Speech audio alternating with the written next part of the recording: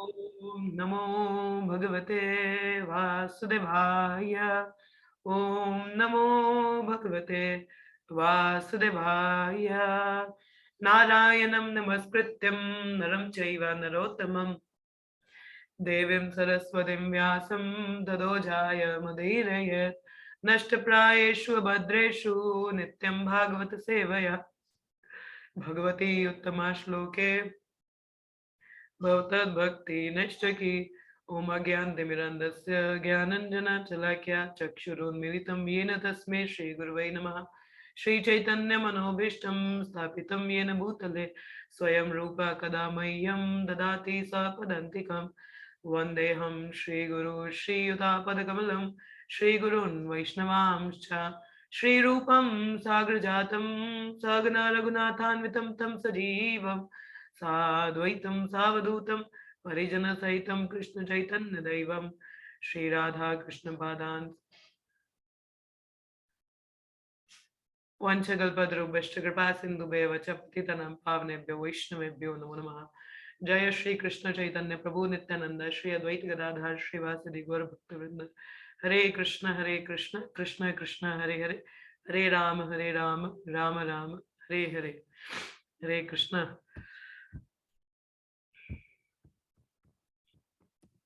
हम लोग पढ़ रहे थे भागवतम का दूसरा स्कंध अध्याय 6 श्लोक संख्या 2।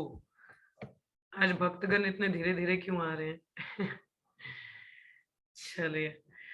सर्वाशुनं च वयोश्च तन्नाशे परमायने अश्विनोषधीनं च घृणो मोद प्रमोदया। सर्वाशुनं च वयोश्च तन्नासे प्रमायने अश्विनोषधीनां च घृणो मोद प्रमोदयो। सर्वाशुनं च वयोश्च तन्नासे परमायने अश्विनोषधीनं च घृणमोद प्रमोदया। श्लोका पढ़िए कोई। हरे कृष्ण। प्रिंसी माता जी आप पढ़िए। हरे कृष्ण माता जी। धन्यवाद। सर्वजनं च वासो च तन्निस परमायन्ये आशो विनोर ओषिदानीनं च ग्रहणो मुदा परम मुदयो। डॉली माता जी पढ़िए।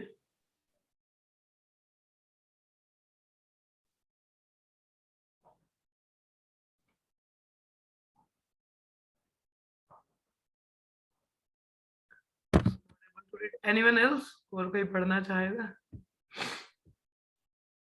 हरे कृष्ण माता जी। हरे कृष्ण माता जी। सर्वासूनां च वायेश्च तन्नासे परमायने अश्विनो रोषधीनां च ग्रानो मोद प्रमोदयो। मोहिनी माता जी आप पढ़ना चाहेंगे? हरे कृष्ण।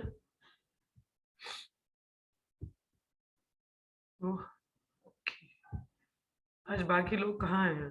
सब छुट्टी मना रहे हैं। शब्दार्थ सर्व सभी आसुनाम विभिन्न प्रकार की प्राणवायु च तथा वायु का च भी तथा उसकी नासे नाक में परम आयने दिव्य जनन केंद्र में अश्विन कुमार देवताओं का औषधि नाम समस्त जड़ी बूटियों का च भी घ्राण शक्ति मोद आनंद प्रमोदयो विशिष्ट खेल। तो ये कल भी हम लोगों ने हम चर्चा किया था, ये वाला चैप्टर हम लोगों ने स्टार्ट किया था। तो ये भी विराट रूप का ही सेकेंड डिस्क्रिप्शन है इसमें। ठीक है, तो लेट अस स्टडी। अनुवाद। उनके दोनों नथुने, ये किसकी बात हो रही है? किनके दोनों नथुने? विराट रूप की, है ना। दोनों नथुने हमारे श्वास के तथा अन्य सभी प्रकार की वायु के जनन केंद्र हैं। हमारे भी, जो हमारे भी नाक के श्वास यहाँ से ली जाती है ना, इनको कंट्रोल कौन करते हैं? अश्वनी कुमार। तुम्हारे नोस्ट्रिल्स को कौन कंट्रोल करते हैं? कल आपको दिखाया था वो कि हर एक इंद्रिय के साथ में एक देवता जुड़े हैं। तो हमारे जो नोस्ट्रिल्स है इनके साथ में अश्वनी कुमार तथा समस्त प्रकार की जड़ी बूटियां उत्पन्न होती हैं और उनकी श्वास शक्ति से विभिन्न प्रकार की सुगंधियां उत्पन्न होती हैं। तो विद द नॉस्ट्रिल्स हम क्या कर सकते हैं, अलग अलग प्रकार का सुगंध हम लोग ले सकते हैं। तो ये बताया जा रहा है, विराट रूप से कंपेयर किया जा रहा है, उनका है तो हमें भी आया है, मतलब पहले उन्हीं का ही नॉस्ट्रिल से देर मैनी सुगंध वो ले सकते, तो हम लोग भी वैसा कर पाते हैं। रूपानां तेजसा चक्षुद्रव सूर्यस्य चाक्षिणी कर्णदिशां च तीर्थानां श्रोत्रमाकर्ष शब्दयो। उनके नेत्र सभी प्रकार के रूपों के उत्पत्ति केंद्र हैं। क्या मतलब, जैसे जो आंखें हैं उनसे हम लोग सारी चीजें, मतलब we are able to perceive, हम देख सकते हैं ना, तो उसी प्रकार से उत्पत्ति केंद्र इसलिए बताया जा रहा है क्योंकि वहां से हम उसको सही से पहचान पाते क्या क्या है। तो वे चमकते हैं तथा प्रकाशित करते हैं। उनकी पुतलियां नेत्र, जो नेत्र के गोलों अंदर होते हैं, सूर्य तथा देवी नक्षत्रों की भांति हैं। कहा जाता है ना, भगवान के जो नेत्र हैं, सूर्य तथा चंद्रमा भगवान के दो नेत्र बोले जाते हैं। क्या कहा जाता है, जो भगवान जो सूर्य और चंद्रमा भगवान के दो नेत्र कहे जाते हैं। और देखिए, सूर्य चंद्रमा के होने के बाद ही हम लोग कुछ देख पाते हैं ना। देखिए, भगवान सबसे पहले भगवान के नेत्र, उसके बाद में हमारे आते हैं। तो जैसे कहा जाता है सूर्य चंद्रमा भगवान के नेत्र बताए जाते हैं। देखिए, सूर्य उदय होने के बाद ही हम कुछ बाहर का देख पाते हैं ना। ऐसे तो नहीं देख पाते, अंधेरा रहता है। रात के समय अगर चंद्रमा का प्रकाश ना हो, अमावस हो, तो हमें कुछ दिखेगा अनटिल और अनलेस हमारे पास टॉर्च लाइट है ना। तो खैर, ये तो आर्टिफिशियल मीन्स हुआ, बट नेचुरली सूर्य जब निकलता है बाहर तभी हम बाहर देख पाते हैं। तो मतलब भगवान के पहले नेत्र होते हैं, उसके बाद ही, मतलब उनके नेत्र के बाद ही हम लोग कुछ देख पाते हैं। तो that's we also get the vision after the Lord's vision, है ना। भगवान के विजन के बाद ही हमारा भी विजन आता है, हम कुछ देख पाते हैं। ठीक है, लिखा है, उनके कान सभी दिशाओं में सुनते हैं और समस्त वेदों को ग्रहण करने वाले हैं। भगवान के कान कैसे, समस्त दिशाओं को सुनते हैं, मतलब in every direction one can, मतलब लॉर्ड कैन हियर। तो हम भी सुन सकते हैं ना, हर दिशा में क्या चल रहा है, कैसा है ना। मगर क्या लिखा, समस्त वेदों को ग्रहण करने वाले हैं। हमारे कान कहाँ चलते हैं, हाँ, वेदों को ग्रहण करते हैं कि कुछ प्रजल्पकों की जो भौतिक बातें उनको ग्रहण करते हैं, हमें ध्यान देना चाहिए। तो बेसिकली कानों का मकसद ही क्या होता है, वेद से स्क्रिप्चरल नॉलेज को अटेन करना, है ना। उनकी श्रवण इंद्रियां आकाश तथा समस्त प्रकार की ध्वनियों की उद्गम है। श्रवण मतलब सुनने की इंद्रियां, तो जितनी भी ध्वनि कहाँ से आती है, आकाश, या आकाश में एयर में साउंड रहता है, तो उन सबको वो सुन सकते हैं। तात्पर्य, कभी कभी तीर्थ नाम शब्द की व्याख्या तीर्थ स्थलों के रूप में की जाती है, किंतु शीलजीव गोस्वामी का कहना है कि ये वैदिक दिव्य ज्ञान के ग्रहण करने के लिए प्रयुक्त है। वैदिक ज्ञान के समर्थकों को भी तीर्थ कहा जाता है। तो जनरली तीर्थ और पिलग्रिमेज प्लेस जो हमारी होती है, ठीक है, उसको क्या कहा जाता है, जनरली हम लोग क्यों जाते हैं तीर्थ स्थलों पर, शुद्धिकरण के लिए। आजकल कलयुग में तो लोग जाते हैं जैसे गंगा स्नान करने जाना है, नहाने पाप खत्म हो जाएंगे, बट इज इट रियली हमारे पाप खत्म होते हैं? हाँ, असल में होते हैं, बताइए। नहीं, हाँ, माता जी होते हैं, होते हैं। नहीं लेकिन हम होते। वापस कर भी लेते हैं ना पाप। और अगर नहाने आने के बाद में दोबारा से हमने पाप कर लिए तो हाँ, उसका कोई मतलब ही नहीं है, सब फिर कोई वही तो मतलब नहीं बनेगा ना। इट इज कंपेयर टू हाथी स्नान। हाथी कैसे पाप। करता है, हाथी नहाता है, फिर बाहर आता है, फिर से मिट्टी अपने सिर पे डालता है, मतलब अपने शरीर पे डाल देता है। हाँ, तो इसको क्या कहेंगे हम, हाथी स्नान। तो मतलब तीर्थ स्थलों पर जाना, देखिए तीर्थ दो चीजों के लिए इस्तेमाल होता है, मतलब दो व्यक्तियों को। जैसे तीर्थ, एक तो तीर्थ स्थली जो जगह है, जो आध्यात्मिक जगत, आध्यात्मिक जिसका वैल्यू होता है, स्पिरिचुअल वैल्यू होती है। दूसरा, एक व्यक्ति को भी तीर्थ हम लोग कहते हैं। व्यक्ति को तीर्थ मतलब जैसे हमारे वैष्णव गण है, वो भी तीर्थ हैं। क्यों? क्योंकि तीर्थ में उसका महत्व क्या होता है, आध्यात्मिक तौर पर हमारा वृद्धि करना।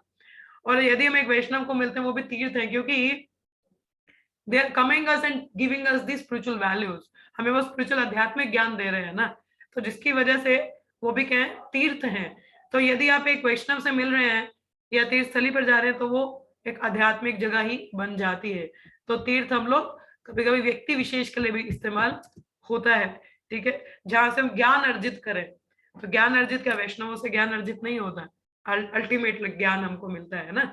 तो दैट्स हाउ द तीर्थ term is used for devotees also, वैष्णवों को, और जहाँ पे वैष्णव होते हैं वहीं पे धाम स्थित हो जाता है, क्योंकि वैष्णव धाम अपने हृदय में लेके घूमते हैं ना। तो जहाँ वैष्णव है वहां कृष्ण कथा होगी, और कृष्ण कथा है तो कृष्ण अपने नाम रूप इनसे भिन्न नहीं है, तो कृष्ण कथा से भी भिन्न नहीं है। कृष्ण कथा है तो भगवान वहां प्रस्तुत है, और भगवान अपने धाम से एक कदम बाहर नहीं निकालते, तो मतलब धाम भी मैनिफेस्टेड है ना। तो जहां भक्त है वहां धाम भी आ जाता है। तो there is no difference between तीर्थ व्यक्ति का हो या जगह का हो, है ना।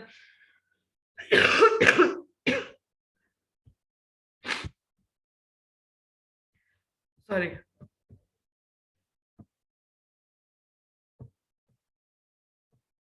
तद्गात्रं वसुता सारणं सौभगस्य च भाजनं त्वगस्य स्पर्शवायोश्च सर्वमेधस्य चेवरहि।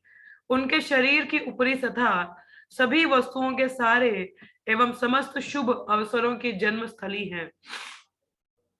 उनकी त्वचा गतिशील वायु की भांति सभी प्रकार के स्पर्श का उद्गम तथा समस्त प्रकार के यज्ञों को संपन्न करने का स्थान है। तो लिखा है वायु सारे लोकों का गतिशील तत्व है, अतएव इच्छित लोकों को जाने के जनन केंद्र है। ये यज्ञ उनके शरीर की ऊपरी सतह है और समस्त शुभ अवसरों के उद्गम है। तो वायु क्यों गतिशील है? क्योंकि वायु के प्रभाव से हम लोग जीवित भी है ना, इसलिए वायु क्या गतिशील तत्व माना जाता है। ठीक है, तो अगेन यहाँ पे यही चीजें हैं। भगवान विराट रूप का ही बात हो रहा है कि उनकी जो त्वचा है वो यज्ञों को संपन्न करने का स्थान है। क्या बताया? गतिशील वायु, उनकी त्वचा गतिशील वायु की भांति सभी प्रकार के स्पर्श का उद्गम है। मतलब देखिए वायु से क्या है, हमें स्पर्श का अनुभव होता है ना, हवा निकलती है, वी आर एबल टू सी कि कुछ टच हुआ है ना, स्पर्श हमें मिलता है वहां से। समस्त प्रकार के यज्ञों को संपन्न करने का स्थान। रोमान्युदीज्यतादिनां येव यज्ञस्तु संभृत केशशंशून खान्यस्य शीललोहा विदुत्तताम्। उनके शरीर के रोम समस्त प्रकार की वनस्पति के कारण है। तो एक्चुअली में ये कंपैरिजन किया जाता है कि विराट रूप के जो ये बाल होते हैं ना, यहाँ हमारे रोम है ना, मतलब ऐसे बोलते हैं रोमते खड़े हो गए। तो रोमते खड़े होना मतलब ये हमारे जो ये हमारे बाल होते हैं। तो इट इज कंपेयर टू वनस्पति। वनस्पति मतलब ये जो आप बाहर हर्ब्स देखते हैं जितना भी है, कि उनकी बॉडी से, मतलब विराट रूप है ना, विराट रूप basically it's an imaginary form, काल्पनिक है। मतलब इट इटसेल्फ इज नॉट कि ये एग्जिस्ट नहीं करती है, मगर जो लोग हैं वो विराट रूप को मतलब इमेजिन इस तरीके से करते हैं। जैसे पूरे प्रकृति के साथ में कंपेयर करेंगे, विराट रूप का बेसिकली फॉर्म नहीं देख सकते, मुंह कैसा दिख रहा है नहीं। कंपेयर यहाँ पे है कि मतलब जितनी भी वनस्पतियां देख सकते हैं आप, इसको कंपेयर कर सकते हैं विराट रूप के रोम है ये, मतलब रोमते है ना। तो ऐसा यहाँ पे कंपैरिजन है। आगे जैसे बताया है, विशेष उनके शरीर के रोम समस्त प्रकार के वनस्पति के कारण है। मतलब दिस बॉडी, इसके ऊपर उनके जो रोम है ये वनस्पति है। अगर धरती पे कुछ वनस्पति दिख रही है तो ये उनके शरीर के ऊपर है। ठीक है, विशेष रूप से उन वृक्षों के जो यज्ञ की सामग्री के रूप में काम आते हैं। उनके सिर तथा मुख के बाल बादलों के आकार है, और उनके नाखून बिजली, पत्थरों तथा लोह अयस्कों के उद्गम स्थल हैं। आप ऐसे व्यक्ति को इमेजिन कर पा रहे हो कि जिसके जो रोमते हैं, ये वृक्ष हैं, वनस्पति हैं, मुख और बाल बादलों के आकार है, मतलब बादल क्लाउड्स हैं। ठीक है, और उनके नाखून बिजली की तरह है, पत्थरों तथा लोह अयस्कों के उद्गम स्थल है। मतलब यहाँ से बिजली निकलती है, पत्थर निकलते हैं, लोह निकलते हैं, मतलब नाखूनों से। Can you imagine the Virat पुरुष फॉर्म? ये विराट रूप है भगवान का। तात्पर्य भगवान के चमकदार नाखून बिजली उत्पन्न करते हैं, और मतलब ये इतने चमकदार होते हैं भगवान के नाखून भी कि दे कैन इल्यूमिनेट एवरीथिंग। ठीक है, आप देख सकते हो कि भगवान कितने शक्तिशाली है कि केवल उनके नाखूनों से इतनी चमक है कि बिजली उत्पन्न हो जाती है। हमारा है कि कुछ चमक नहीं दिखता, हम घिसते रह जाते, इतनी चमक नहीं आती है, पर भगवान के नाखून देखे। और सारे बादल उनके सिर के बालों पर टिके रहते हैं। जो बादल है उनके बालों पर टिके हुए हैं, किनके? विराट रूप के। अतः भगवान के शरीर से जीवन की सभी प्रकार की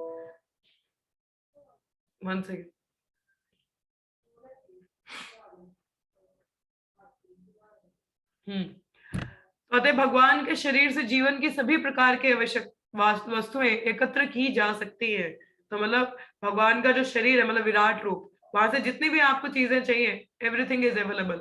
अब वो चाहे आंखें हो, ठीक है, चाहे हर्ब्स हो, ट्रीज हो, ये वृक्ष है जिसको कहते हैं हम लोग, ठीक है, यज्ञ करने के लिए जो लकड़ियां हैं वहीं से उत्पन्न हो रही हैं हमारी, तो हम लोग वहीं से एकत्र कर सकते हैं। इसलिए वेद इसकी पुष्टि करते हैं कि भगवान समस्त उत्पन्न वस्तुओं के कारण है, भगवान समस्त कारणों के परम कारण है।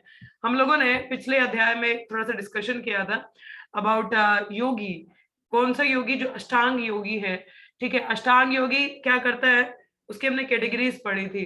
पहला क्या, यम नियम आसन प्राणायाम प्रत्याहार, ठीक है। यम नियम मतलब डूज एंड डोंट्स वो फॉलो करता है, किसी सिक्योरिटेड प्लेस में रहेगा एक आसन लगा के।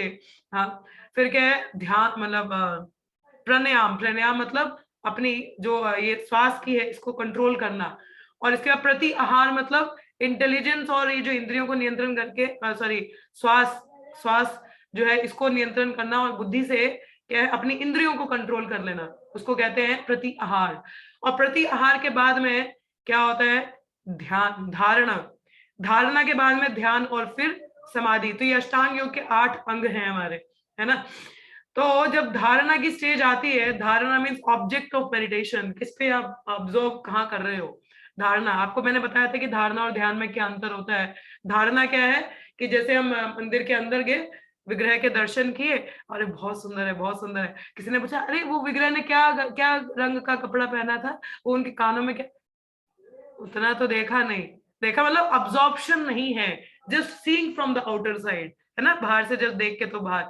मगर ध्यान में क्या है, ध्यान में अब्जॉर्प्शन है, और फिर समाधि आती है, ठीक है। ध्यान मतलब पूरी तरह मेडिटेट करना, अच्छा क्या पहना है, एक एक चीज को ऑब्जर्व करना। कोई पूछे भी तो अरे उनके कुंडल ऐसे मछली रूप के थे, ऐसा रंग पहना था, मतलब बारीकी से ऑब्जर्व करना, उसको ध्यान कहते हैं। और ध्यान मतलब फुल मेडिटेशन, फुल अब्जॉर्प्शन। हमें बोला जाता है ध्यान से जप करो, तो ध्यान का क्या अर्थ है, धारणा नहीं, ध्यान, है ना। ध्यान मतलब फुल ऑब्जॉर्प्शन, तभी समाधि की स्टेज ऑब्टेन होती है। समाधि मतलब we are able to get absorbed in the holy name. हमें भी ध्यान से जप करना चाहिए ताकि हम we are absorbed and then we can attain our goal to connect with Krishna, हम लोग कनेक्ट कर पाए, ठीक है।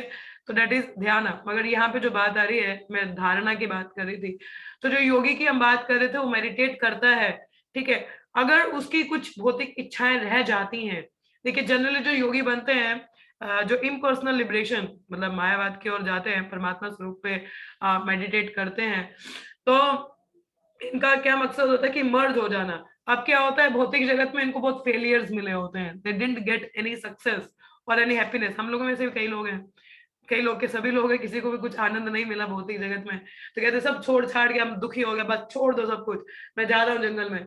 जंगल में चले जाते हैं, now they try to become God by merging into God. मतलब सेवा नहीं है, सेवा भाव का नहीं है, लेना देना रेसिप्रोकेशन नहीं चाहिए, I want to become God, मैं फिर उसमें अपना आनंद ढूंढते हैं।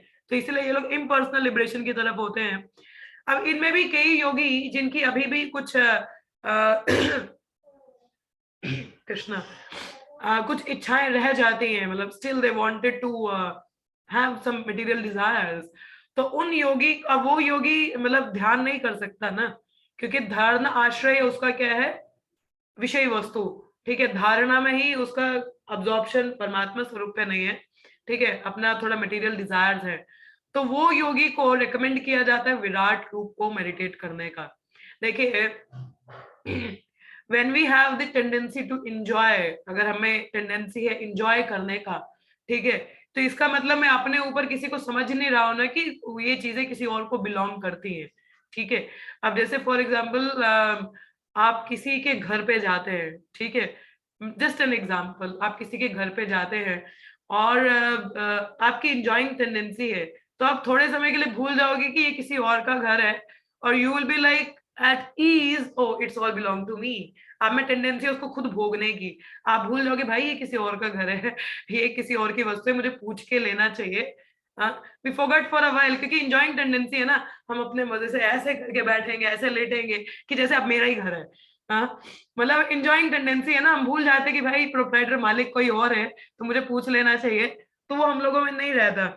तो जनरली तो उस व्यक्ति को रियलाइज करवाना पड़ता है कि भाई ये घर आपका नहीं है, मेहमान बन के आयो, तो थोड़ा देखो कि किसी और का घर है, कम से कम पूछ के चीजों को इस्तेमाल करिए। हाँ, तो इस तरीके से हम लोग बोलते हैं ना। मतलब उसको रियलाइज करवाना पड़ता है कि this property belong to someone else, it's not yours. अब जैसे हम मॉल में चले जाएं, हाँ, अब हम पहन पहन के बेशक कपड़े देख रहे हैं, but it's not, it doesn't belong to me जब तक मैं उसके लिए पे ना करूं, है ना। मैं पैसे दूंगा तो तब वो चीज मेरी होगी। अदरवाइज आप चाहे ट्रायल रूम में जाके कितना ही चेंज करके चेक करते रहो, but it doesn't belong to you. You have that enjoying tendency, आप पहन पहन के देखते रहते हो, हाँ, but you have to pay for it to get it, है ना। उसको लेने के लिए, अपना बनाने के लिए you have to pay it. तो यू हैव टू रियलाइज कि भाई this doesn't belong to me. जब आप पे करते हो तब आपको समझ में आता है मैं जब तक पे नहीं करूंगा ये मेरा नहीं है, मैं इसको घर लेके नहीं जा सकता, है ना। तो सिमिलरली जब ये हमारी टेंडेंसी होती है एंजॉय करने की, तो हम लोगों को रियलाइज करवाना चाहिए कि भाई ये आपका नहीं है। Remember the shloka of Bhagavad Gita 5:29, भोक्तानाम यगतप्सम सर्वलोका महेश्वरम, कि ये सारी प्रॉपर्टी किसकी है, भोक्ता कौन है, भगवान कृष्ण है, एवरीथिंग उनको बिलोंग करता है, आपका नहीं है। तो बेहतर है कि आप उनको ऑफर करके या उनको पूछ के लेना चाहिए। पूछ के मतलब तभी हम लोग, हमारा ट्रेंड है वैष्णव गौड़ीय संप्रदाय में, हमें बोला जाता है कि यत करोसी यद अस्नासी यद जोहोसी ददाति सत, कि जो भी आप करते हैं पहले उसको भगवान को अर्पण करना चाहिए as a matter of gratitude. Gratitude मतलब ग्रेटिट्यूड शो करना कि नहीं, एक रिस्पेक्ट होती है ना। किसी ने खाना दिया वाला, खाने के लिए कोई आया, ये नहीं खुद ही खाने लग जाओ, पहले रिस्पेक्ट दिखाओ किसी को। तो we have to give it to Lord, हम भगवान को देते उसके बाद उसका उत्तिष्ठ हम स्वीकार करते हैं, ना। That is the proper attitude, क्योंकि हम मास्टर को रिकॉग्नाइज कर पा रहे हैं कि मालिक कौन है, मैं तो दास हूँ। तो उन्हें क्या किया जा रहा है कि हम गेटिंग समथिंग, कुछ मिल रहा है ना। उसमें फिर हमारी ये जो इंजॉइंग टेंडेंसी होती है ना, ये थोड़ी जो प्रोप्राइटरशिप वाली मेंटेलिटी कम होती है, हमें हम्बलनेस आता है। तो ये जो योगी की बात मैं बता रही थी, जिनमें थोड़ा सा ये आ जाता है, मटेरियल डिजायर्स रहते हैं, तो ये इनका ध्यान नहीं कर पाते हैं और अपना जो गोल है मर्जिंग वाला वो नहीं अटेन कर पाते। तो ऐसे योगियों को क्या रिकमेंड किया जाता है, विराट रूप पे मेडिटेट करना। क्या विराट रूप पे मेडिटेट करो, ठीक है। मतलब विराट रूप मतलब ये देखना कि सारी चीजें किसी को, विराट रूप क्या भगवान का कोई स्वरूप नहीं है। जो भक्त होते हैं वो कभी भी भगवान का विराट रूप नहीं देखना चाहते, क्योंकि वो इमेजिन नहीं किया जा सकता ना, आप हाउ यू कैन इमेजिन। तो व्हाट द डिवोटी लव, प्रेमंजनाचरित भक्ति विलोचनेन संता सदैव हृदयेषु विलोकयन्ति यं श्याम सुंदरम अचिंत गुणास्वरूपम गोविंदमादि पुरुषम तमहम भजामि। भक्त तो भगवान का श्याम सुंदर रूप देखना चाहते हैं जहां पे वो सेवा कर सके, है ना। उनको तो ऑलरेडी पता है कि मास्टर कौन है, मगर ये योगी थोड़ा बिविल्डर हो जाता है ना। ये थोड़ा अपना सोचता है कि आई विल एंजॉय। अब एंजॉइंग टेंडेंसी मतलब खुद को ऊपर श्रेष्ठ समझना। तो उसको बोला जाता है विराट पुरुष पे मेडिटेट करो। विराट रूप मतलब कि प्रकृति को देखना है कि सारी चीजें उनको बिलोंग करती हैं, कि कैसे कैसे चीजें मिल रही है। जैसे बोला कि उनके रोम है, वो वृक्ष है, सारी चीजें में उत्पन्न विराट रूप से होती है ना। तो जब वो यूनिवर्स को एज अ विराट रूप भगवान का देखता है, तो वो कहीं ना कहीं उसको रियलाइज होता है कि नहीं, सुपीरियर कोई है, कोई ऊपर का है। तो इस तरीके से वो अगर भोग भी करना चाहे तो वो फिर भी रिकॉग्नाइज करेगा कि there is some person superior to me. जब मेरे से ऊपर कोई है तो मतलब in coordination he will work, और धीरे प्यूरिफाई होके फिर वो ध्यान या समाधि में जा सकता है। तो ऐसा यहाँ पे पॉइंट आता है। तो that is to just curb the tendency of, मतलब जो हमारी टेंडेंसी होती है ऐसा। तो ये जो है, ये हमें यही बताने के लिए कि देखो भगवान के चमकदार नाखून में बिजली उत्पन्न करते हैं, सारे बादल उनके सिर हैं, अतः भगवान के शरीर से जीवन की सभी प्रकार की आवश्यक वस्तुएं एकत्र की जा सकती है। इसलिए वेद इसकी पुष्टि करते हैं कि भगवान समस्त उत्पन्न वस्तुओं के कारण है, ताकि वो योगी भी समझ पाए, चाहे वो विराट रूप में, क्योंकि उसको, अब वो भक्त तो नहीं है ना कि भगवान का श्याम सुंदर रूप, क्योंकि सेवा वाला भाव नहीं है, उसको एंजॉय करना है।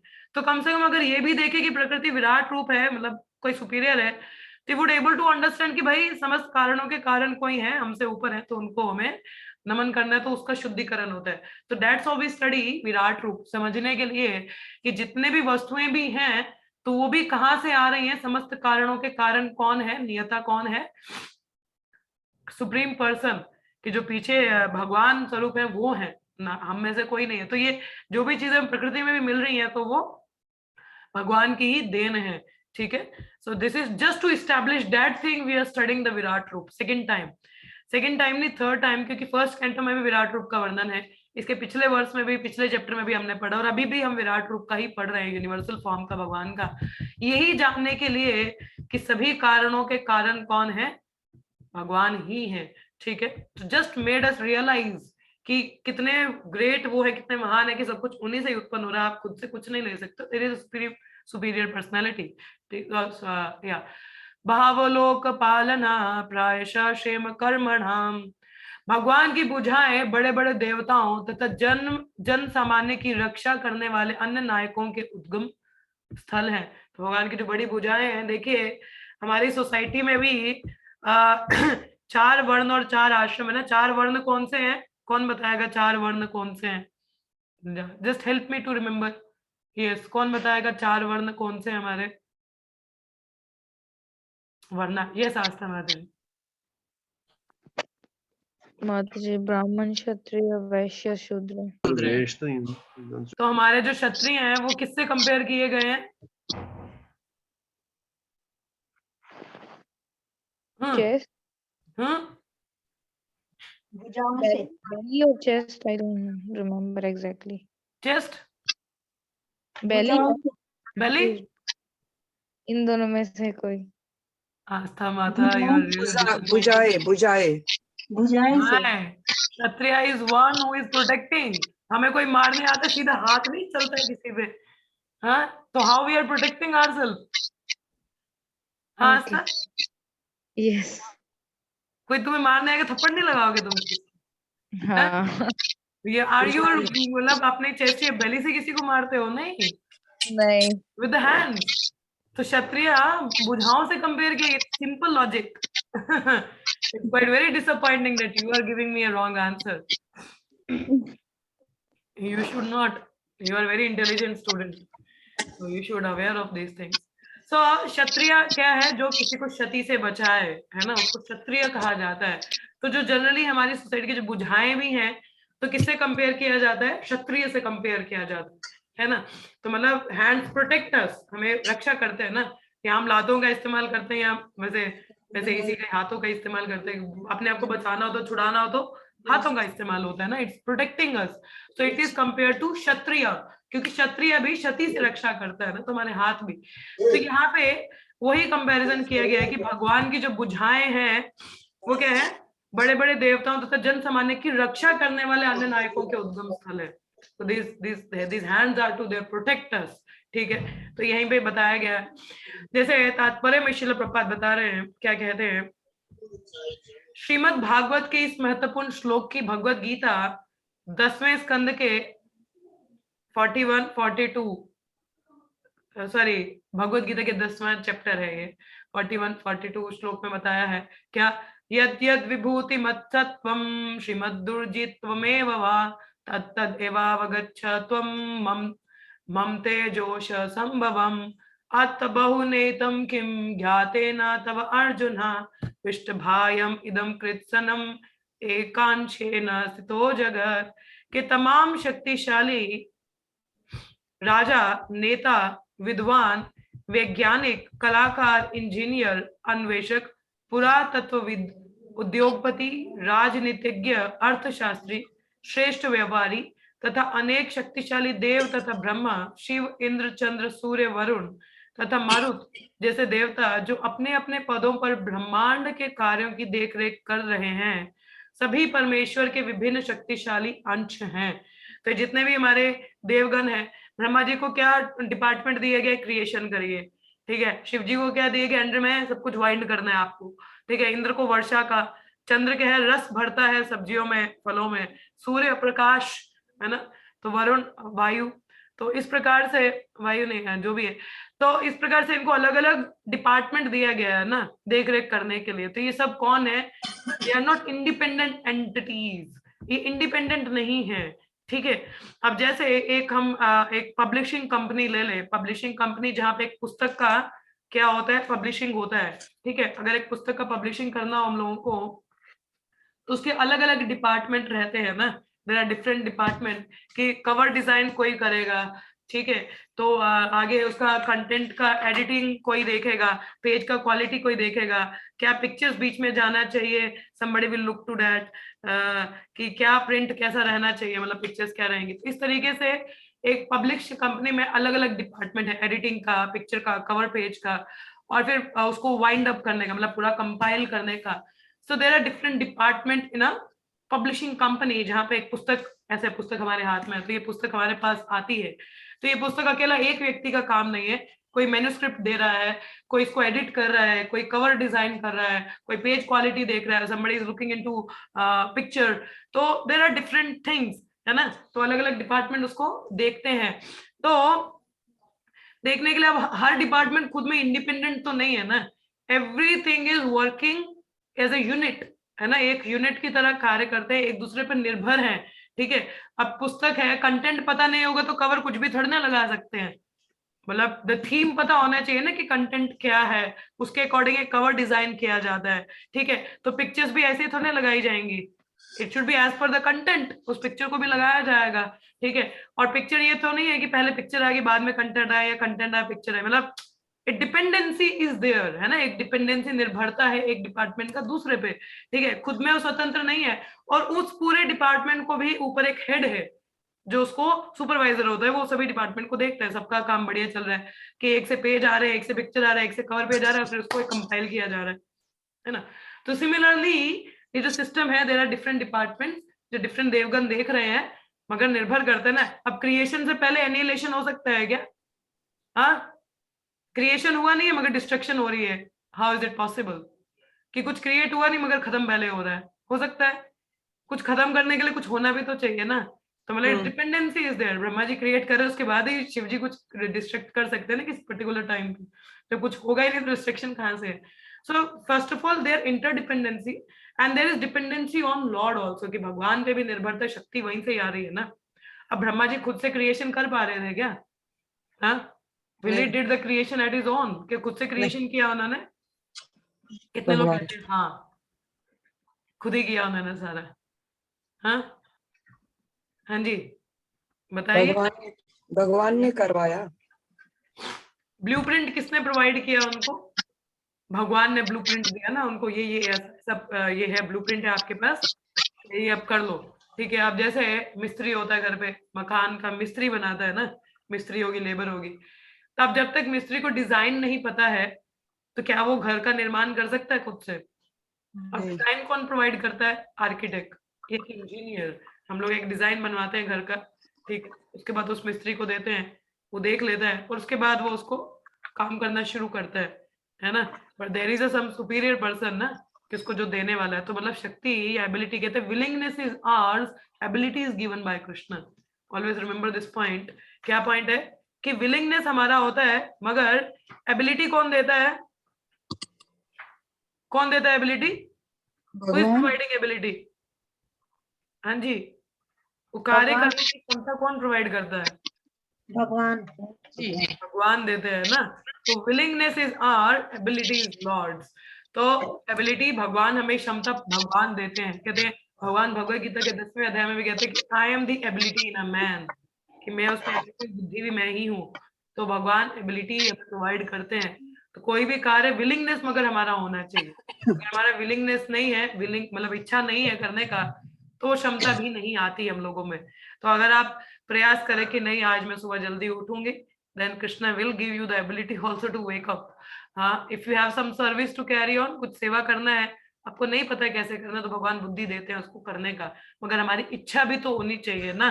इच्छा तो पहले हम ही करेंगे तभी कुछ मिलेगा, नहीं तो नहीं मिलेगा ना। तो उसी प्रकार से, ठीक है। तो ये सारे भगवान के ही अंश हैं, अंश मात्र। परमेश्वर श्री कृष्ण उन समस्त जीवों के पिता हैं जो अपनी अपनी इच्छाओं आकांक्षाओं के अनुसार भिन्न भिन्न उच्च तथा निम्न पदों पर आसीन हैं। उनमें से कुछ जिनका उल्लेख विशेष रूप से ऊपर किया गया है, भगवान की इच्छा अनुसार विशिष्ट शक्ति से संपन्न है। बुद्धिमान मनुष्य को यह निश्चित रूप से समझ लेना होगा कि जीव चाहे कितना ही शक्तिशाली क्यों ना हो, ना तो पूर्ण होता है ना स्वतंत्र। ये कल हम लोगों ने भगवत गीता में भी चर्चा की थी कि मटेरियली हम चाहे कितने ही बड़े क्यों ना हो जाएं, अब अर्जुन भी तो मुक्त था ना, मगर भगवान के बराबर तो नहीं है।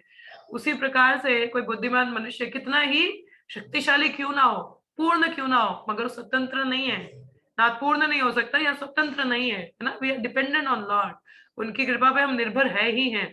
सारे प्राणियों को इस श्लोक में लिखे अनुसार, अब कई लोग डॉक्टरों को ना भगवान बोल देते हैं, मगर जो डॉक्टर होते हैं वो भी भगवान की कृपा पर निर्भर करते हैं कि भाई आप प्रेयर करो कुछ हो जाएगा, नहीं तो हम क्या ही कर सकते हैं। एबिलिटी भी उनमें भगवान द्वारा ही है ना, मगर अंत में वो भी भगवान पर ही निर्भर करते हैं। तो मतलब आप जितना भी आप क्योंकि जान बचाते हैं तो इसलिए उनको भगवान का दर्जा दिया जाता है, मगर दर्जा देने में और होने में डिफरेंस है ना। दे आर नॉट लॉर्ड, वो भगवान तो नहीं है। कभी कभी वो भी भगवान कहते कि अब आप दुआएं ही काम करेंगी, तो मतलब सुपीरियर इज भगवान, तो भगवान ही है ना। तो ये चीज हमको समझना चाहिए कि करने वाले तो वही हैं, हम तो निमित्त बनते हैं किसी भी चीज के, है ना। तो सारे प्राणियों को इस श्लोक में लिखे अनुसार अपनी विशिष्ट शक्ति का मूल उद्गम स्वीकार करना चाहिए। तो वी शुड अंडरस्टैंड कि अगर मैं एक बुद्धिमान भी हूँ, मैं सुंदर भी हूँ, या मुझ में कुछ एबिलिटी भी है करने का, कुछ टैलेंट है, हुनर है, तो ये मेरा नहीं है, ये भगवान की ही शक्ति है कि I am able to do something. कि मुझ में कुछ एबिलिटी है तो ये भगवान की शक्ति है कि कुछ क्षमता है मुझ में कुछ करने की, है ना।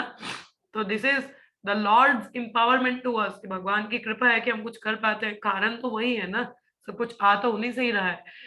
तो यदि वे इसके अनुसार कर्म करते हैं तो वे अपने अपने वृत्ति परक कर्मों को करने मात्र से जीवन की सर्वोच्च सिद्धि प्राप्त कर सकते हैं, और यह सिद्धि है शाश्वत जीवन, पूर्ण ज्ञान तथा अक्षय आशीष।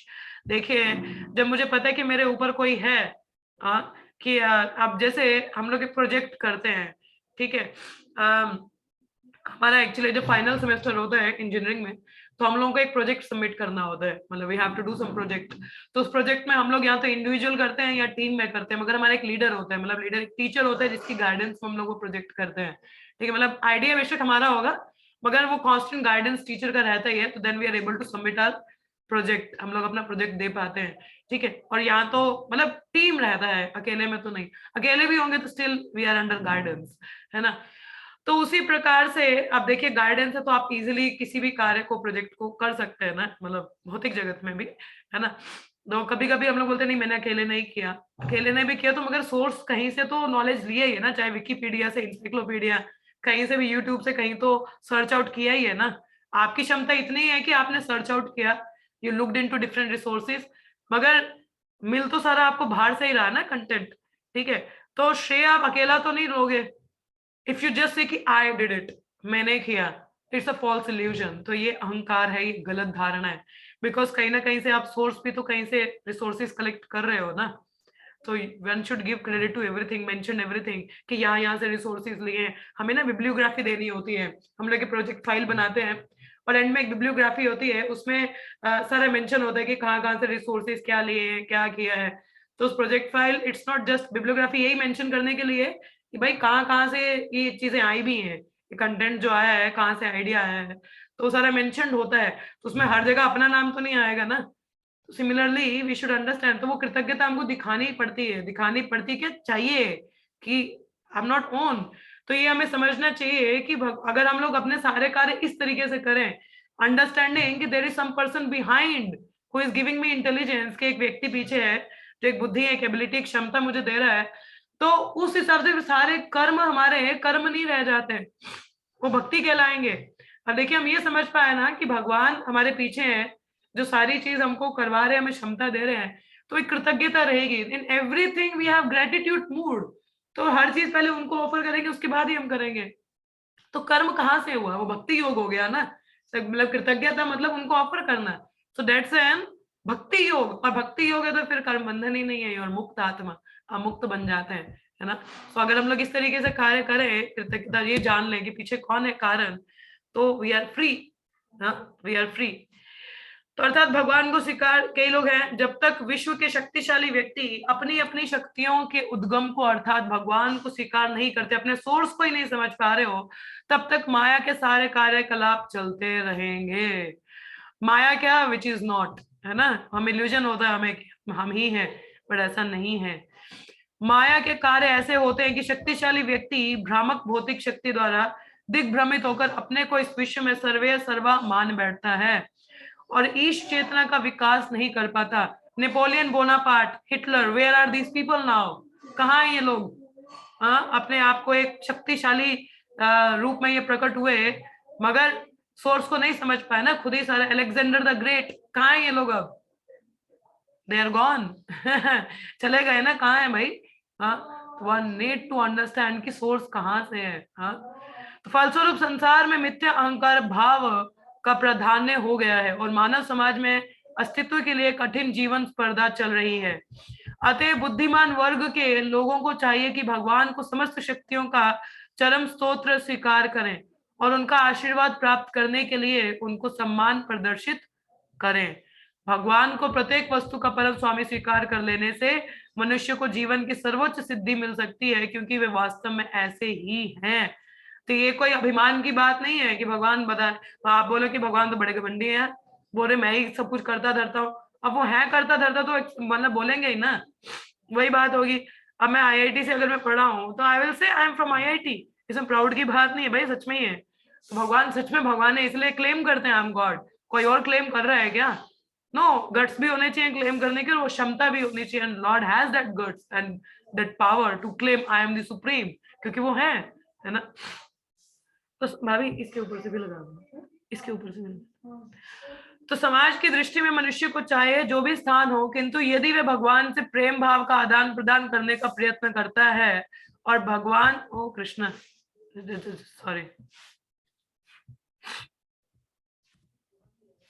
भगवान के आशीर्वादों से तुष्ट रहता है, तो उसे सर्वाधिक मानसिक शांति का अनुभव होता है, जिसके लिए वह जन्म जन्मांतर से ललायित रहता है।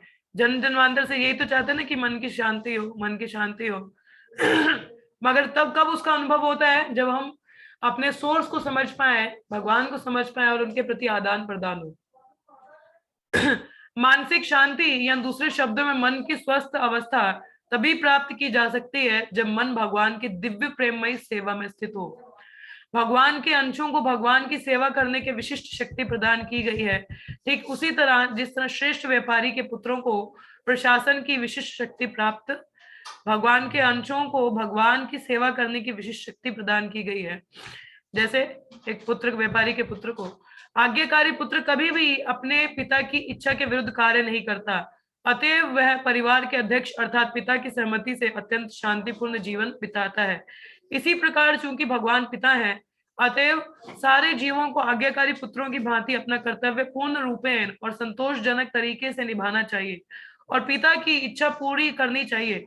इस प्रवृत्ति से ही मानव समाज में तुरंत शांति तथा संपन्नता आ जाएगी। अब जब पितृ और पिता में एक अंडरस्टैंडिंग है ना, तो एक दूसरे को सबऑर्डिनेट रह के सेवा कर रहे हैं, तो पुत्र काफी खुश रहता है।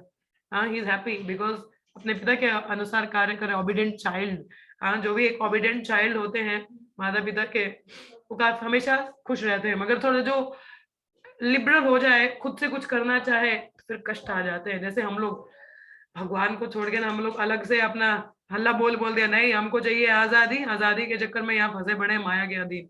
और यहाँ पे एक चीज बड़ा अच्छा पॉइंट आया कि मानसिक सुख, भाई मैं दरवाजा कर दूं, मानसिक सुख कब अनुभव हो सकता है? जब हम भगवान की प्रेममयी सेवा में लगते हैं। इट इज प्रूवन, ये मेरा खुद का कन्विक्शन है। आई वॉज इन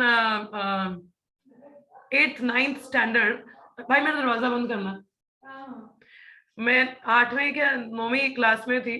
तो आई वॉज मतलब खैर बचपना ही होता है 6th-7th स्टैंडर्ड तक। तो खैर 8th स्टैंडर्ड था, मैंने नॉनवेज छोड़ दिया था, मैंने भी खाया, ऐसी बात नहीं है। मतलब 8th स्टैंडर्ड में आया तो nonveg in the sense I think 5th में ही छोड़ दिया था शायद। I used to eat eggs, तो अंडे खाया करती थी तब तक। तो बट 8वीं में जब आया तो अंदर से आया कि नहीं, अब नॉनवेज भी कुछ भी नहीं खाना चाहिए, तो छोड़ दिया। तो उस समय एक था कि अंदर से शांति, मतलब I was very much attracted towards the person who are very peaceful, जो बहुत शांत रहा करते थे। क्या मेरे जीवन में कोई उथल मुथल नहीं था, मेरे फैमिली काफी अच्छी है और भगवान की दया से कोई इतना टॉर्चर कभी रहा नहीं, मतलब पर्सनल तौर पे, पर्सनल लेवल पे ऐसा कभी रहा नहीं कि कभी जो बच्चे आजकल डिप्रेशन में जाते हैं, they didn't get the much time from parents, ऐसा नहीं रहा है। मतलब बचपन काफी अच्छा रहा है मेरा, specially on the 8th-9th standard as I was grown up. मगर अंदर से वो था कि जो लोग काफी ऐसे शांत मतलब रहते थे, वो हमेशा वैसा रहता था कि I also want to have that thing, वो control over the mind and that peace, वो कंट्रोल चाहिए मन पर, वो शांति चाहिए। एंड उसके लिए I remember I used to do some meditation. अभी I was on 8th standard at that time, 8वीं क्लास में थी मैं, and I used to do some meditation, मतलब ऐसे करके आंखें बंद करना। एंड हमारी एक म्यूजिक टीचर थी, उन्होंने हमें एक बार एक वो मेडिटेशन सिखाया था ऐसे करके, टू मेडिटेट ऑन अपना चक्र में। तो तब मुझे काफी शांति का अनुभव हुआ था, मगर उसके बाद वो दोबारा मेरे से कभी हुआ नहीं। तो ऑल दैट, यही वो सर्च था जो मुझे कृष्ण भावनामृत की ओर लेके आया, because I wanted to do some meditation. और मेडिटेशन क्यों? मन की शांति के लिए। ये नहीं कि मन में कोई उथल पुथल था, but to have the control over mind, क्योंकि हमारा मन ही तो नियंत्रण में नहीं है ना, जिसकी वजह से हम सफर करते हैं। और सही चीज पता नहीं थी, तो मैंने काफी चीजें ट्राई की। हमारे एक सिख आंटी थे, उन्होंने मुझे कुछ मंत्र दिया था करने का। I practice that thing also, मगर कुछ फल नहीं मिला। फिर ये सही meditation I tried, nothing happened, ऊपर हेडेक हो गया उल्टा। मगर जब भक्ति में भी आए, when my friend told me to chant महामंत्र, तो उस समय जब मैंने महामंत्र चैंट करने की, तो मैं लाउडली नहीं करती थी। I used to chant the previous meditation, जैसी मेरी प्रोसेस होती है कि मन में करना, मुझे उससे भी हेडेक होता था। आई वाज लाइक कुछ मजा नहीं आया। एंड मगर जब धीरे धीरे भक्ति के बारे में पता चला, एंड अब यहाँ पे अलग से मन को कंट्रोल करने की जरूरत नहीं पड़ती है, इट ऑटोमेटिकली हैपन। आपको बैठ के मन नियंत्रण करने की आवश्यकता नहीं है। You just give the engagement to your mind. आप एंगेजमेंट दे दीजिए ना। यहाँ पे लिखा नहीं कि जब भगवान की सेवा में हम लगते हैं, तो सेवा is a practical activity. Practical activity है ना, जहाँ आप इंगेज हो रहे हो। लाइक अभी जैसे बुक मैराथन था, तो is like whole body is engage. मन सोच रहे हैं, अच्छा आज किसको कॉल करना है, किसको पूछना है स्पॉन्सर के लिए, या किसको पुस्तक के लिए बोलना है कि आप भागवतम लेंगे। मतलब mind is thinking in that way कि आज कहाँ जा सकते हैं, कहाँ पुस्तक वितरण कर सकते हैं। और आईज आर, मतलब वैसा ही मनोस्थिति है। और जब हम बाहर जा रहे हैं, तो we are just walking to the person. अच्छा किस व्यक्ति को जाके बताऊं, मुंह से भी वही वार्ता निकल रही, फुल टाइम एंगेजमेंट। अब मन कहीं और घूम रहा है क्या? और वो सेवा करने के बाद में जो एक अनुभव है आनंद का, आई डोंट थिंक कि साइलेंट मेडिटेशन दे सकती है। तो this point that proper mention in the purport कि मानसिक सुख जो हम सब कहीं ना कहीं ढूंढते हैं। Like I was telling my thing कि मैं 8th स्टैंडर्ड से I was into meditation, but कुछ मतलब नहीं पता चला। बट जब ये भक्ति में, जब सेवाओं में, specially when we are engaged, जब हम सेवा करते, चाहे आरती सुबह डीटी वर्शिप करते हैं, या हम लोग कुकिंग करते हैं, या sometimes I make notes, preparation हम लोग जब करते हैं क्लासेस का, तो एंगेजमेंट इज देयर ना। वो engagement it brings the peace, वही शांति लाता है। तो सेवा, yes, this is very important at purpose, and it's my have the full conviction. मेरा खुद का बहुत कन्विक्शन है इसको लेके, because I feel the results. मेरे को सुख का अनुभव है by engaging in these things. So that was the point very much, बहुत सही पॉइंट है जो प्रपन ने बताया। It's working, it is work, ये वर्क करता है, इट इज एक्चुअली। क्योंकि बाकी चीजें एंगेजमेंट नहीं है ना, artificially we are trying to control. मगर यहाँ पे आर्टिफिशियली कुछ करने की जरूरत नहीं है। You just engage in the service, engage your mind, automatically it happens. हाँ, आप अपने आप ही उस अनुभव को कर सकते हैं। तो कहने का तात्पर्य, इस पूरे जो पर्पट का तात्पर्य था, यही है कि अपने कारण को समझ पाना, और उस हिसाब से अपने आप को उनकी सेवा में लगाना। तो in that condition only the जीवा, जो जीव है, वो एक प्रसन्न आत्मा बन सकता है, प्रसन्न चित्त हो सकता है, और इस भौतिक जगत से निकलकर वापस अपनी सही घर में जा सकता है। तो that we need to understand. तो विराट रूप भी पढ़ रहे हैं, तो अंडरस्टैंड कि सब कुछ उन्हीं से ही आ रहा है। तो हमें इसको अप्रिशिएट करना चाहिए। अप्रिशिएट इन द सेंस कि I am not the doer, मैं डूअर नहीं हूं, मैं करता नहीं हूं। भाई हम कुछ भी नहीं कर सकते, वी आर जस्ट द निमित्त मात्र। यस, विलिंगनेस इज आर, मगर ability is given by Lord. Willingness, इच्छा हमारा होना चाहिए, मगर एबिलिटी तो भगवान ही देते हैं ना। So that we need to understand the point. ठीक है, तो आज के लिए इतना ही। आप में से किसी का कोई प्रश्न हो या कोई कुछ कहना चाहे? Yes, Hare Krishna. Any point or comment or any question? Yes, Asta Mataji, you have some question or a comment? Mataji, I also remembered my childhood. Means something बहुत related story है ऐसे। मतलब खैर मैं पहले नॉनवेज नहीं खाती थी, लेकिन मैंने बाद में स्टार्ट कर दिया था। मतलब मैं एग तो हमेशा से खाती है, बचपन से आई थी, तो ऐसे ही था। लेकिन आई जस्ट रिमेम्बर, मतलब मेरे कजन ब्रदर के मैंने स्टार्ट कर दिया था। लेकिन ना हमेशा से मेरे अंदर इंक्विजिटिवनेस रहती थी। तो आई जस्ट रिमेम्बर कि मैं भी जब ऑलमोस्ट 7th क्लास में होगी ना, तो क्रिश्चियन फ्रेंड्स थे। सो आई जस्ट रिमेम्बर कि मैं उनके साथ ज्यादा रहती थी, क्रिश्चियन फ्रेंड्स के। तो उनके साथ ज्यादा रहती थी ना, तो मैं बहुत ज्यादा उस पर इंक्लाइंड हो गई। और मैंने बाइबल पढ़ना या उनके सॉन्ग सुनना, बहुत सारा सॉन्ग्स लिखना, बाइबल की बुक्स को लाइक कॉमिक बुक्स, उसकी ही बाइबल की कॉमिक बुक्स पढ़ना। And I just left Hinduism like anything. मतलब घर में मुझे कोई बोलते, मैं जैसे शिवरात्रि वगैरह होते थे ना, तो वो मुझे कहते थे कि चलो आज तो कम से कम भगवान का नाम ले लो, क्योंकि हम लोग बिल्कुल भगवान से टच नहीं थे ना। तो मेरे पेरेंट्स देवर ना, मतलब हाँ थे वो। तो वो हमेशा कहते थे शिवरात्रि वगैरह कि अरे आप चैंटिंग तो कर लो, नमः शिवाय तो बोलो।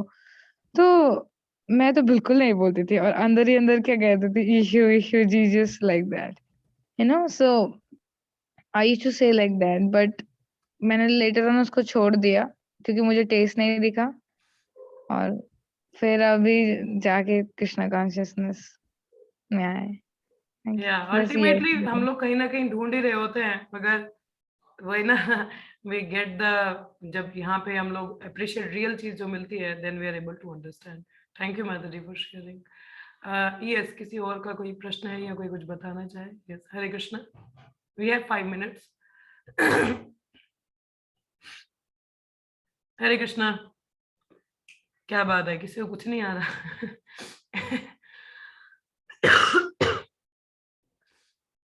नथिंग इज देयर, कुछ नहीं कहना किसी को? क्या बात है, सभी परमहंस वैष्णव हैं। कृष्ण माता जी। हरे कृष्णा। माता जी, मैं भी ये आपकी बात से सहमत हूँ, जो आपने कहा कि माइंड को अगर हम एंगेज रखते हैं तो फिर हमारा जो ध्यान है वो पूरा लगता है। अगर Yes. हम माइंड को आगे पीछे कहीं ले जाते हैं या कहीं और हम एंगेज नहीं रखते भगवान की सेवा में या उसमें, तब ध्यान जरूर भटकता है। ये Yes. बात सही। हाँ, जितना हम एंगेज रखेंगे अपने आप को कृष्ण के भगवान की सेवा में, उतना ही हमारा ध्यान जो है वो लगता है, फिर नहीं भटकता। लेकिन अगर आप थोड़ी देर के लिए भी कहीं और चीजों में उलझते हैं तो फिर माइंड भटकेगा। ये सही है, ये मैंने भी रियलाइज किया है। थैंक यू माता जी। कृष्ण। Yes. और किसी को कुछ कहना है? Yes, anything else? Nothing? Okay, ठीक है, फिर हम यहीं पे विराम लेते हैं। तो लेट अस चैंट 3 times हरे कृष्णा हरे कृष्णा कृष्ण कृष्ण हरे हरे, हरे राम राम राम हरे हरे, हरे कृष्णा कृष्ण कृष्ण हरे हरे, हरे राम हरे हरे, हरे कृष्णा कृष्ण कृष्ण हरे हरे, हरे राम राम राम हरे हरे। ग्रंथराज श्रीमद् भागवतम की जय, शील प्रपात की जय, उत्तरदा एकादशी की जय, सही भक्तों की जय। आज एकादशी है और लोहड़ी की भी शुभकामनाएं आपको। मकर संक्रांति कल है शायद। और आज try to utilize the time properly, read here more, chanting थोड़े एक्स्ट्रा डाउन करिए आज अगर कर सकते हैं तो, ठीक है। और लोहड़ी भी मनाइए। हरे कृष्णा, शाम को मिलते हैं भगवत गीता क्लास। हरे कृष्णा। लोहड़ी माता जी।